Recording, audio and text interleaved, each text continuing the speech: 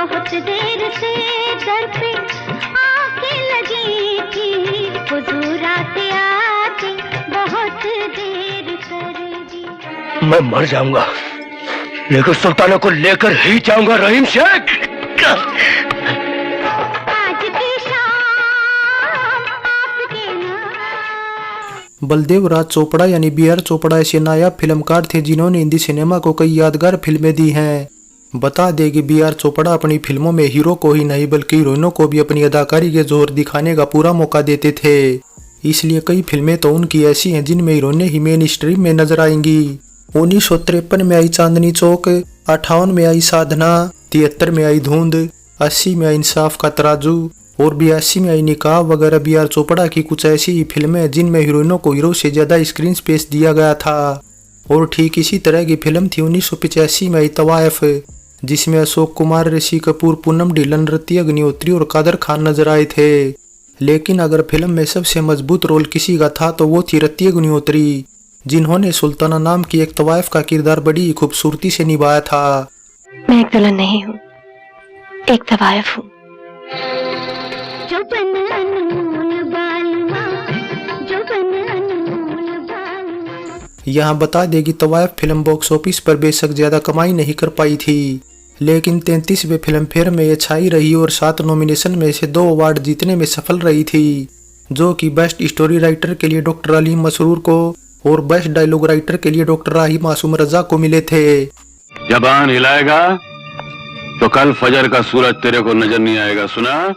जबकि best film best actor के लिए ऋषि कपूर को, बेस्ट एक्ट्रेस के लिए रति अग्निहोत्री को, बेस्ट सपोर्टिंग एक्ट्रेस के लिए सुषमा सेठ को और बेस्ट लिरिक्स राइटर के लिए हसन कमाल को केवल नॉमिनेशन से ही संतोष करना पड़ा था।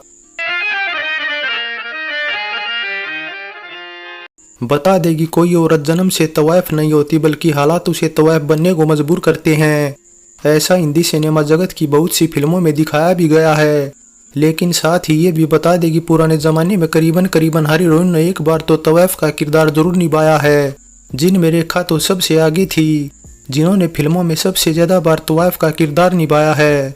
लेकिन फिल्म तवायफ में सुल्ताना का अहम किरदार निभाने के लिए बी आर चोपड़ा ने पाकिस्तानी मूल की हीरोइन सलमा आगा को अप्रोच किया था, जिनके साथ ही से पहले वे 1982 में निगाह टाइटल से फिल्म बना चुके थे, जो कि सलमा की डेब्यू फिल्म भी थी और उन्होंने नीलोफर हैदर का किरदार बड़ी खूबसूरती से निभाया भी था।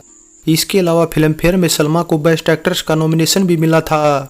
इसलिए बताया जाता है कि निकाह के तुरंत बाद घोषित तवायफ फिल्म का टाइटल पहले बहुत देर से रखा गया था और सलमा इसमें सुल्ताना का रोल करने की तैयारी भी कर रही थी। लेकिन कुछ मामलों को लेकर सलमा और बी आर चोपड़ा में मतभेद हो गया, जिससे बी आर चोपड़ा ने सलमा को फिल्म से बाहर कर दिया और रति अग्निहोत्री को ले लिया। इसलिए कहा तो ये भी जाता है कि जब रति को इस फिल्म में बी आर चोपड़ा ने साइन किया तब लोग उन्हें सलाह दे रहे थे कि वे रति अग्निहोत्री को लेने का रिस्क न उठाएं, वे सुल्ताना की भूमिका के लिए परफेक्ट नहीं है, क्योंकि फिल्म में रति को स्मोकिंग करना और पान खाना सीखना पड़ेगा, जो ना खाने पीने वालों के लिए काफी मुश्किल काम है।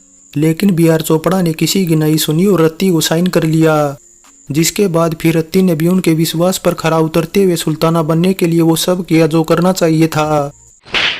तवायफ बनने का इतना ही शौक था तो तवायफ के घर में पैदा हुई होती।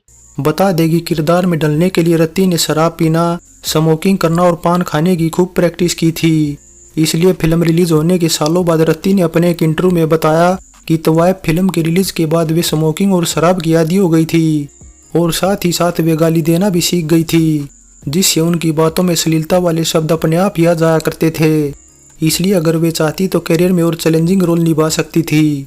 लेकिन बिजनेसमैन अनिल वीरवानी से हुई मुलाकात ने उनकी जिंदगी बदल दी और तवायफ फिल्म रिलीज होने से पहले ही दोनों ने शादी कर ली, जिसके बाद फिर रति ने फिल्म इंडस्ट्री को बाय बाय बोल दिया और केवल उन्हीं फिल्मों की शूटिंग की जिन्हें उन्होंने साइन कर रखा था। रति ने सभी निर्माताओं को बता दिया कि उनके पास काफी कम टाइम है, इस बीच अगर फिल्म की शूटिंग पूरी हो गई तो ठीक है, वरना इसके बाद वे शूटिंग नहीं कर पाएंगी। ये आदमी नहीं था, रहीम शेख था, जुम्मा भट्टी का दादा, और मैं सुल्ताना हूँ। इसके अलावा ये भी बता दे कि बी आर चोपड़ा तवायफ फिल्म में ऋषि कपूर के साथ कुमार गौरव को लेना चाहते थे, लेकिन कुमार गौरव ने फिल्म के सब्जेक्ट को देखते हुए मना कर दिया, जिसके बाद बी आर चोपड़ा ने अपनी पिछली फिल्म निकाह के हीरो दीपक पराशर को साइन कर लिया। और दीपक पराशर ऐसा दावा करते हैं कि ऋषि कपूर नहीं चाहते थे कि वे उनके साथ काम करें, लेकिन कास्टिंग फाइनल करने में बी आर चोपड़ा ने किसी की नहीं सुनी और अपने मन मुताबिक ही कास्ट फाइनल की। आप जो भी लिखती होंगी अच्छा ही लिखती होंगी। इतना शगुफ्ता और शादाब मजा यानी कि सेंस ऑफ ह्यूमर अब तो कभी कभार ही देखने को मिलता है।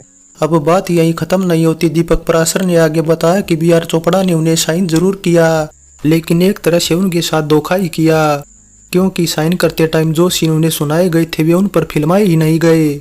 ऐसे में फिर एडिटिंग के बाद जब उन्होंने फाइनल प्रिंट के साथ फिल्म देखी तो उनका रोल काफी कमजोर था और यहाँ तक कि उन्हें क्लाइमैक्स में भी केवल कुछ ही सेकंड के लिए दिखाया गया था।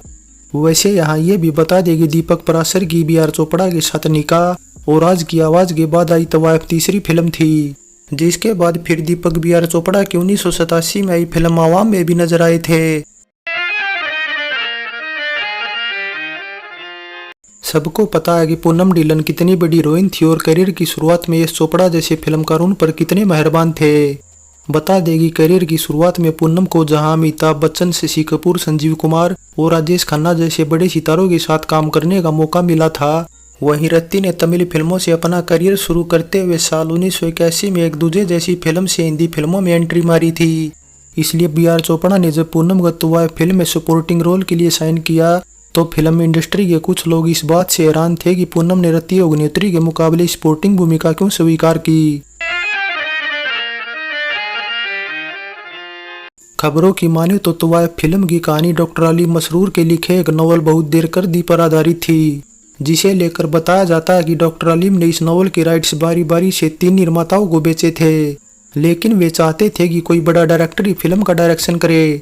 इसलिए ऐसा न हो पाने के चलते उन्हें हर बार राइट्स वापस लेने पड़े, जिनमें से राज तिलक एक है जो कि 1981 में बहुत देर कर दी टाइटल से इसे राज बब्बर, राज किरण, आरती गुप्ता और कल्पना अय्यर के साथ बनाना चाहते थे। लेकिन जब डॉक्टर अलीम को ये पता चला कि राज तिलक खुद ही फिल्म का डायरेक्शन करेंगे तो उन्होंने उनसे भी राइट्स वापस ले लिए, जिसके बाद लास्ट में निर्माता आरसी कुमार ने डॉक्टर अलीम से ये कहते हुए राइट्स खरीदे कि फिल्म का डायरेक्शन वे किसी बड़े डायरेक्टर से ही कराएंगे।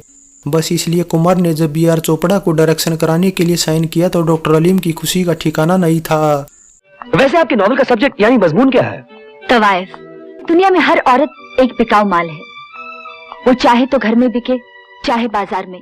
वैसे यहाँ बता देगी B R Chopra outside banner की फिल्मों का डायरेक्शन नहीं करते थे, जिसका सबूत है इससे पहले उन्होंने 1953 में आई शोले और चमन में आई चांदनी चौक जैसी फिल्मों का ही डायरेक्शन किया था। इसलिए आज से तवाइफ 30 सालों बाद आई आउटसाइड बैनर की उनकी तीसरी और लास्ट फिल्म थी, जिसके बाद फिर बी आर चोपड़ा ने साल 1987 में आई फिल्म आवाम का ही डायरेक्शन किया था, जो कि उन्हीं के अपने बी आर फिल्म्स के अंडर बनी थी।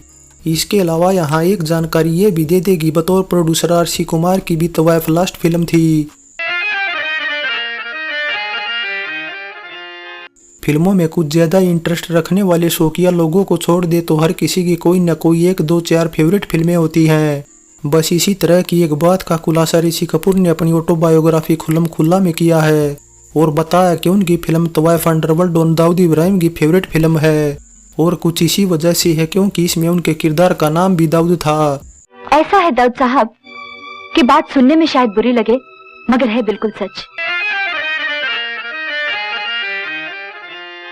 तवाइफ फिल्म रिलीज हुई थी 22 मार्च 1985 को और बता देगी इसी दिन 3 और फिल्में रिलीज हुई थी, जो कि आंधी तूफान, हम दोनों और एतबार थी। लेकिन इनमें सबसे ज्यादा बजट की फिल्म थी आंधी तूफान, जिसमें शत्रुघ्न सिन्हा, मिथुन चक्रवर्ती, हेमा मालिनी, मीनाक्षी साहद्री और डैनी जैसे सितारे थे। यहाँ तक कि फिल्म को शोले का मॉडर्न वर्जन भी बताया जा रहा था, क्योंकि इसमें घोड़ों की जगह मोटर बाइक का इस्तेमाल किया गया था।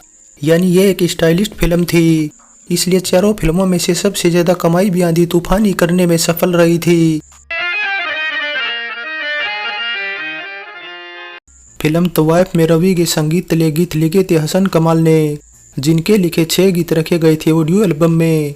मेरा शौहर बड़ा शर्मीला बैठा है देखो नजरें झुकाए। अब तवाइफ फिल्म की ज्यादा ऑडियो एल्बम तो नहीं बिकी, लेकिन इतना जरूर है कि इसके कई गीत लोगों द्वारा पसंद किए गए थे, जिनमें बहुत देर कर दी, आज की शाम और तेरे प्यार की तमन्ना सबसे पसंदीदा गीत हैं। तेरे प्यार की तमन्ना हमें जिंदगी के बहुत देर कर दी तो ऐसा गीत भी है जिसके लिए राइटर सन कमाल को 33वें फिल्म फेयर में बेस्ट लिरिक्स राइटर का नॉमिनेशन भी मिला था, लेकिन वे अवार्ड नहीं जीत पाए क्योंकि उत्सव फिल्म में वसंत देव का लिखा ये गीत उन पर भारी पड़ गया। मन क्यों बहका रे बहका आधी रात को। फाइनली तवाइफ का मतलब है वेश्या, और फिल्म में दिखाया गया कि जीवन की कठिन राय कैसे एक औरत को वेश्या बनने के लिए मजबूर कर देती है। इसलिए ऐसी औरतों की लाइफ को बड़ी खूबसूरती से बी आर चोपड़ा ने पर्दे पर पेश किया है। इसके अलावा फिल्म की एक और अच्छी बात यह थी कि इसके मंत्रमुग्ध कर देने वाले डायलॉग उर्दू में लिखे गए थे, जो कि मशहूर राइटर डॉक्टर राही मासूम रजा के लिखे थे। इसलिए कुल मिलाकर जिस सादगी और सेंसिटिविटी के साथ फिल्म को पेश किया गया वो शानदार था। लेकिन बावजूद इसके इंसाफ का तराजू और निकाह जैसी फीमेल आधारित फिल्मों की तरह तवाइफ बी आर चोपड़ा की उन अंडररेटेड फिल्मों में से जिन्हें पब्लिक ने नोटिस नहीं किया। सो तवाइफ फिल्म पर हमारी ये पेशकश कैसी लगी नीचे कमेंट कर बताएं। अच्छी लगी है तो लाइक करें और चैनल को सब्सक्राइब करें। सो चलते हैं, फिर मिलेंगे एक और नई वीडियो के साथ।